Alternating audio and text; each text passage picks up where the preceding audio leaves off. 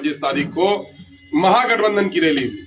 महागठबंधन की रैली से उम्मीद थी कि चूंकि ये माइनॉरिटी का इलाका है तो अमित शाह को चूंकि माइनॉरिटी से कोई लेना देना नहीं है तो वो नहीं कहा, लेकिन माइनॉरिटी के वोट पर जो राज कर रहे हैं शायद ये लोग कुछ सीमांचल के बारे में, सीमांचल के दलितों के बारे में, सीमांचल के माइनॉरिटी के बारे में, सीमांचल में नदियों के कटाव के बारे में, विस्थापितों के बारे में, अलीगढ़ यूनिवर्सिटी की साख के बारे में, यहाँ पर पूर्णिया में हाईकोर्ट के बेंच के ताल्लुक से, पूर्णिया में एयरपोर्ट की जमीन के ताल्लुक से, जो रेलवे लाइन जलालगढ़ से किशनगंज की प्रस्तावित रही है पिछले दिनों में, उसके लाइन से बात करेंगे। लेकिन किसी के मुंह से एक जुमला नहीं निकला। मुझे हैरत तो उस वक्त हुई, ताज्जुब उस वक्त हुआ जबकि वो तेजस्वी जी, जिस तेजस्वी जी ने यहाँ पर इलेक्शन कैंपेन में अपने कहा था कि मेरी सरकार बन जाएगी तो मैं सीमांचल विकास आयोग का गठन करूंगा, उनको भी ये जुमला दोहराने में हिम्मत नहीं हुई। मैं ये पूछना चाहता हूं कि इस वक्त राजद अपने आप को सेकुलर कर रही है। नीतीश कुमार जी जो 20 साल 22 साल गले लगाकर रहे बीजेपी के साथ, वो अब हम लोगों को बी टीम कहने लगे। मैं ये कह रहा हूं कि ए टीम और बी टीम करके लोगों को वरगला कौन रहे हो। सीमांचल की जनता इतनी बेवकूफ नहीं है कि वो ए टीम बी टीम को नहीं जानती है।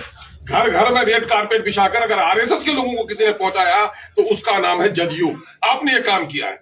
और सबसे बड़ा सवाल ये है कि वो यादव जिसने हमारे लोगों को, ये राजद जिसने हमारे पार्टी को तोड़ा और जिसकी हुकूमत ही बनी, जो सबसे बड़ी पार्टी बनी, जिसको नीतीश कुमार का जदयू से अलग होने के नतीजे में गवर्नर ने न्योता इसीलिए दिया कि मेरे लोगों को काटकर, मेरे लोगों को तोड़कर, सीमांचल के मैंडेट का अपमान करके आपने अपनी बड़ी पार्टी बनाई, जिसकी वजह से आपको न्योता मिला और आपने सरकार बनाई। तो आपको तो कम से कम इस नमक का एहसास होना चाहिए कि जिस सीमांचल के लोगों के वजह से आपकी पार्टी बड़ी हुई और हुकूमत बनाई, आपने उनके लिए भी एक जुमला नहीं बोला। इन्हीं तमाम तर जो भटकाव और बहकाव की राजनीति है, हमारे ठगने की और बार बार हमें लूटने की जो वो है कि हमारा वोट लेकर सरकार बनाएंगे, ये हमारा टैक्स लेकर ये दिल्ली और पटने को, राजगीर को, नालंदा को, गया को, जहानाबाद को सजाएंगे ये। तो हम भी इस बात के लिए आए, बैरिस्टर असदुद्दीन अवैसी साहब आ रहे हैं, हम लोगों की पुकार है, सीमांचल के जन जन कनगन की पुकार है कि जब भी इस इलाके की बात अगर किसी ने की, धारा 371 की बात अगर किसी ने की तो बैरिस्टर असदुद्दीन अवैसी ने की, सीमांचल डेवलपमेंट काउंसिल की बात अगर की तो बैरिस्टर अवैसी ने की, इस इलाके के मजदूरों के पलायन, लोगों के बेरोजगार और गरीब होने पर अगर किसी ने आवाज उठाई है तो बैरिस्टर असदुद्दीन अवैसी ने उठाई है।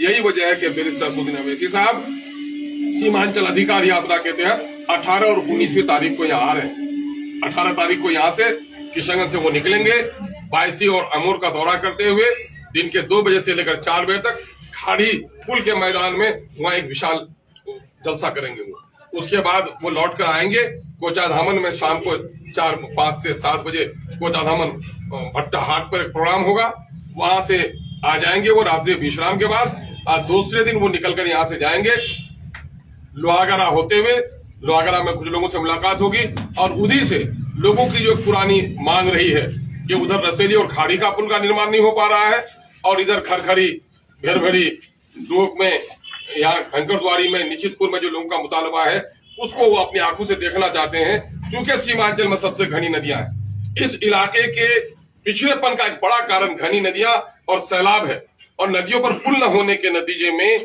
5 किलोमीटर की दूरी, 10 किलोमीटर की दूरी लोगों को 60 किलोमीटर 70 किलोमीटर में तय करनी पड़ती है। वहाँ भंकरद्वारी है, बस्ता गांव है, जिसकी दूरी किशनगंज से सिर्फ 15 किलोमीटर की है। जब वो भाया ठाकुरगंज आते हैं तो 75 किलोमीटर, जब वो भाया पोआखाली आते हैं तो उनको 60 किलोमीटर की दूरी अपने हेडक्वार्टर आने में तय करनी पड़ती है। एक बड़ा मुद्दा है। पिछले दिनों से भी हमारे कुछ साथी हैं जो पुल निर्माण के लिए लड़ाई चला रहे हैं। हम लोगों ने 2018 में सीमांचल पुल निर्माण संघर्ष समिति का गठन किया था। बाद को हमारे कुछ दोस्तों ने खाड़ी पुल के लिए निर्माण के, रसेली पुल के निर्माण के लिए भी अपना संघर्ष शुरू किया है और यहाँ खरखरी खाड़ूदो घाट के लिए भी लोगों ने शुरू किया है। तो हम लोग का मुतालबा है कि महानंदा में हर 10 किलोमीटर पर और तमाम तो छोटी नदियों पर हर 5 किलोमीटर पर पुल बनाया जाए और ये राशि केंद्र नहीं और स्टेट नहीं देना चाहता है तो सीमांचल के वसूले हुए टैक्स को हमारा सीमांचल में जमा करो और सीमांचल में जो काम हो रहा है उस पर खर्च करो। ये मुतालबा लेकर वो आ रहे हैं। कितना फायदा होगा उनके दौरे से?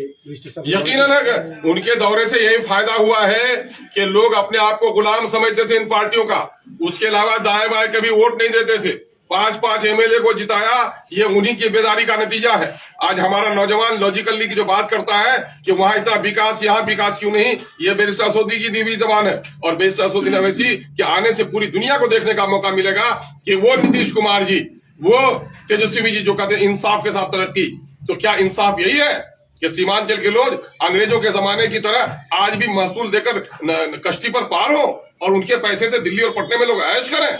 ये बात हम लोग पहुंचाएंगे और ये वो तो हमारी वकालत करेंगे, बाकी लड़ाई तो हमको लड़नी है। ये तो अभी झांकी है, आगे आगे बहुत कुछ बाकी है। उनके अब आने से क्या फायदा हो? अब जो यकीन है उनके आने से हमारे मसाइल पूरे देश में भी जाएंगे। उनके आने से हमारा संगठन और मजबूत भी होगा, हमारे लोगों को हिम्मत और हौसला भी होगा और सीमांचल के मसाइल की वो तर्जुमानी भी करेंगे, क्योंकि वो नजदीक से सारी चीजों को देखकर जाएंगे। आगामी लोकसभा चुनाव पर भी जो है विचार रखा जाए। देखिए, हमारी पार्टी पॉलिटिकल पार्टी है, फार्चून की दुकान तो हमें चलानी है नहीं। 24 हो, 25 हो, 26 हो, 27 हो, जब इलेक्शन होगा पार्टी इलेक्शन लड़ेगी। लेकिन हम जो लड़ाई लड़ते हैं और लोगों में और हम में एक बुनियादी फर्क है कि और लोग सत्ता के लिए लड़ाई लड़ते हैं और हम सीमांचल की नाइंसाफी के खिलाफ लड़ाई लड़ते हैं। कितने सीटों पर लड़ेंगे, क्या है? हम अपना संगठन मेरा विस्तार हो रहा है। आप लोगों ने देखा होगा पिछले दिनों में भी मुंगेर का, भागलपुर का, कटिहार का, बेगूसराय का दौरा हमारा हुआ है। अभी हर जिले में हमारा संगठन विस्तार हो रहा है। उसी एतबार से पार्लियामेंट की कम से कम दर्जन भर सीट को निशाना बनाकर हम लोग लड़ाई अभी। एआईएमआईएम के आने से ये महागठबंधन को ही नुकसान पहुंच रहा है। देखिए, एमआईएम को आने से किसको नुकसान पहुंच रहा है? चोर को नुकसान पहुंच रहा है कि दौलतमंद को नुकसान पहुंच रहा है कि डकैत को नुकसान पहुंच रहा है? हम ये कह रहे हैं कि सीमांचल के आने से समाज के दबे कुचले पिछड़े शोषित वंचित वर्गों का फायदा हो रहा है।